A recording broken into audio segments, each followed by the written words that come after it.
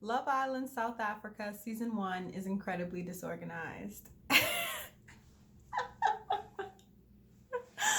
Welcome to L Squared, we're two loquacious. I'm your host Kay, and today we're going to be talking about my impression of Love Island South Africa Season 1 so far. My first impression of the season came through their Instagram and their Twitter accounts. The first message they communicated to the existing international Love Island fan base was that they were going to keep their season under wraps. Like the whole thing was in secret. The only thing we knew about it was that it was Love Island and they're going to have a host named Leanne Durant. Now, I'm sorry if I'm not saying her name properly. This is just how I've been pronouncing it in my head since I've been reading it. I'm not trying to disrespect the woman. However, Love Island South Africa had some expectations placed on it before its premiere date.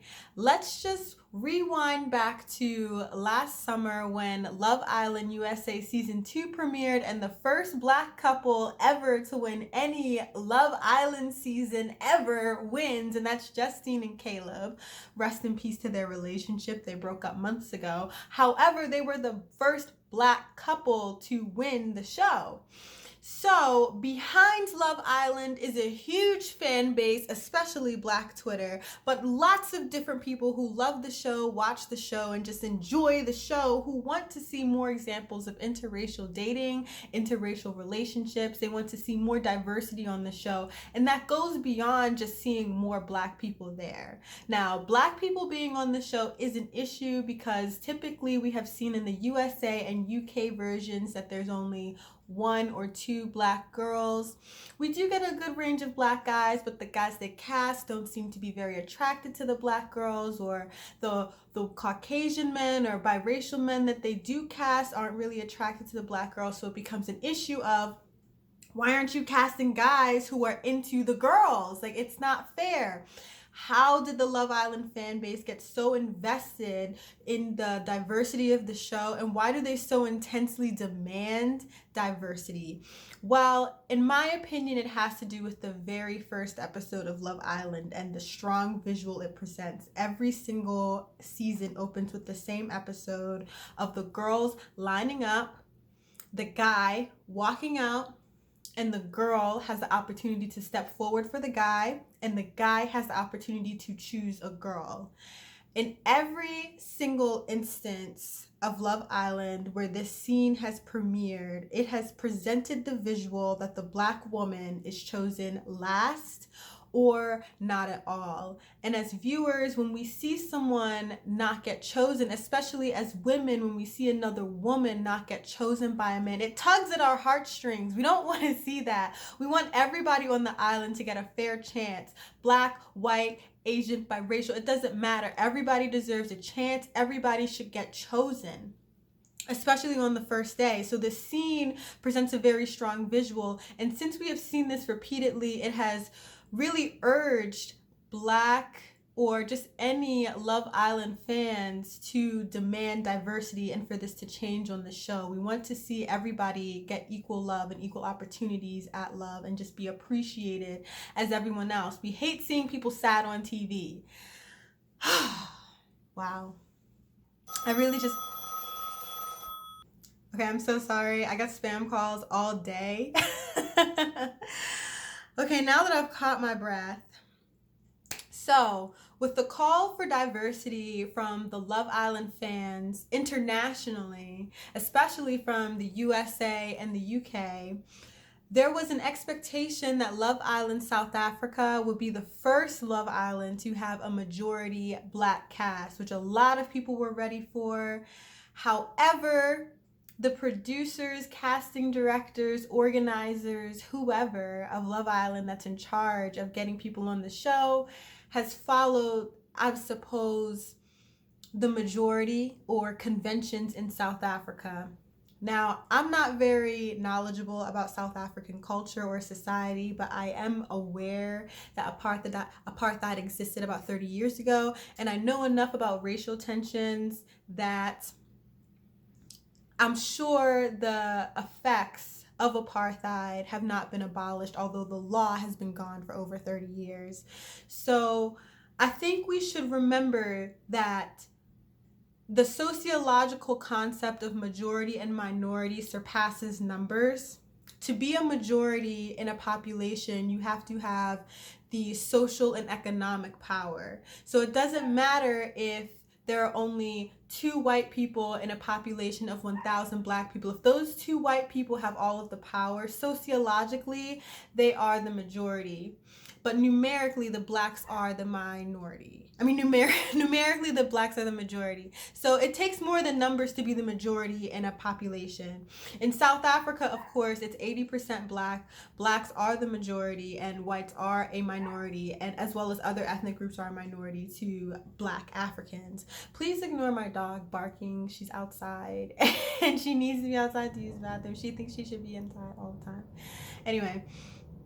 So the Love Island South Africa represents white people more than black. There's an overrepresentation of white people on Love Island South Africa, and it's really not fair to the majority of black people in South Africa who were watching the show. So that became an immediate outcry from everybody else, including me. Personally, I thought, oh, the cast is probably going to be 70% black because it's South African, but no, it's actually 60% white and 40% POC. The original cast has 1 black guy and 1 guy who looks like he's of Asian descent, and there's 1 black girl and 1 girl who looks like she's mixed race. The rest are white. So this is 4 out of 10 people who are POC.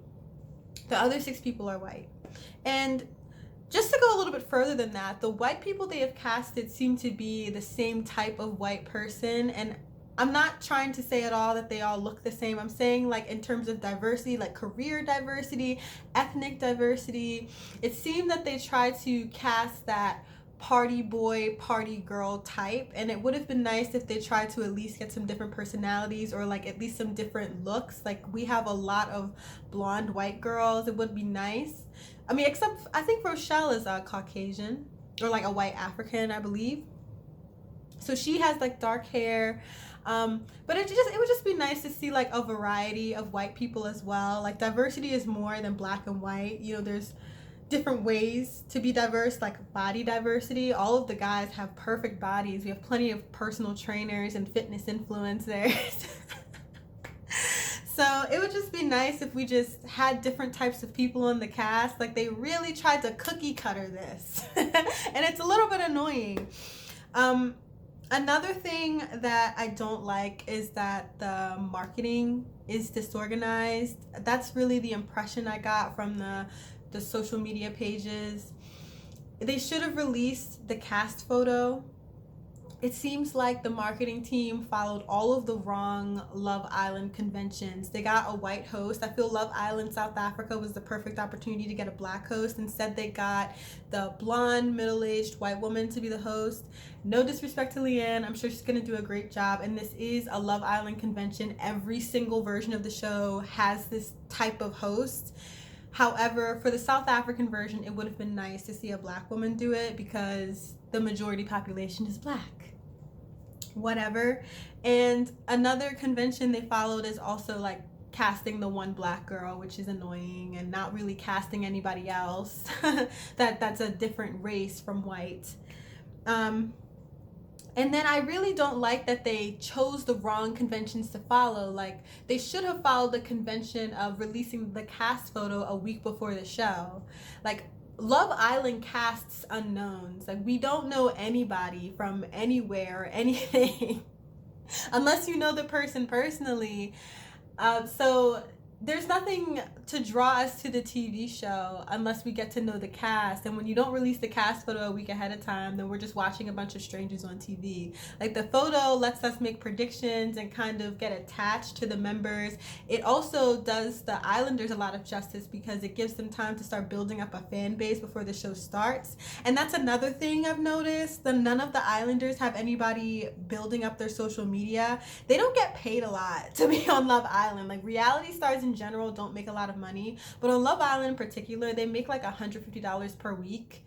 I mean, that's a good rate considering it's an all-inclusive vacation, but the biggest payoff these reality stars get for going on the show is exposure. So if they don't have anybody running their Instagram accounts, then like what's the point? Just to go on TV for fun? I mean, I know people are on there looking for love, but a huge perk is coming out of Love Island and seeing a bunch of Instagram followers. Like, what about our girl Themna? She needs to have big brand deals when she gets out, but she's not going to have anything or like any significant growth because no one's working on her Instagram while she's in the villa.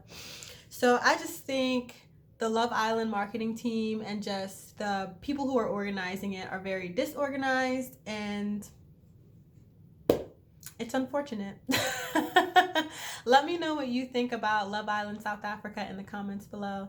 Thank you for watching. By the way, I also have a podcast. It's called L Squared, and it's on any listening platform. So listen to that. Thank you for listening. Bye.